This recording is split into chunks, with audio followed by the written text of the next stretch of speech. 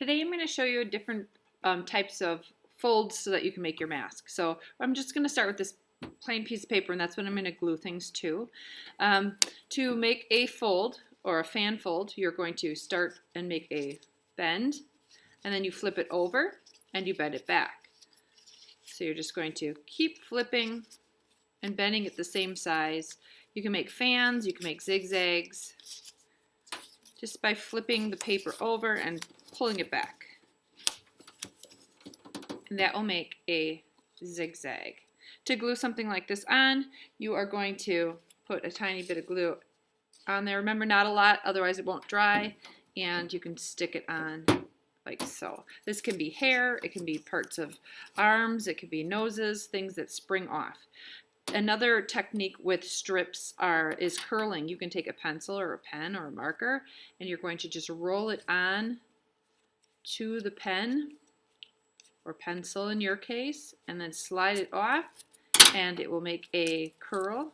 You can also stretch them out to make it looser of a curl, or leave them nice and tight. And you can do a series of those for hair or anything else that you might want to curl for. Little tiny dot of glue.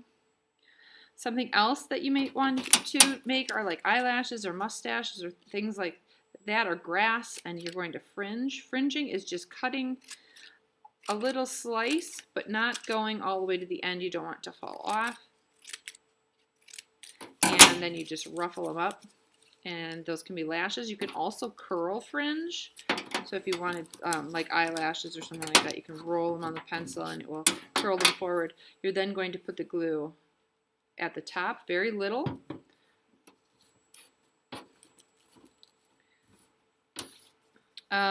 Something else you might want to think about is anytime you want to attach something and you want it to hang off, you can add a tab. So if this was like an ear or a horn or something like that, I would have a tab and I would glue that to the back side. Another way to do tabs, if you wanted to make something kind of jump off, you would just add tabs to the ends of something by giving it a fold and a little bit of glue on both sides. And then if you want it to stand up, you can curve it and hold. And I'm just holding it still until it dries. But you can see now inside here the tabs are glued down, and now it lifts off the paper. Another way to get something to lift off the paper is to make a cone. I cut out a circle. I'm going to cut a slit to the middle. Then I'm going to just take and put a little bit of glue on one side, overlap it, and hold, and that becomes a cone, and that will jut out. To glue these down, it can be tricky sometimes. You could add extra tabs, or along the edge, you might put a little bit of glue all the way across. Remember, this will dry clear, so it's okay if it's pretty oozy.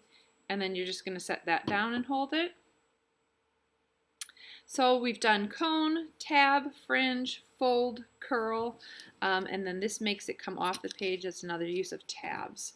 All right, so you're going to make your paper manipulation on your paper mask and use all of these techniques to make all of the things jump off the page.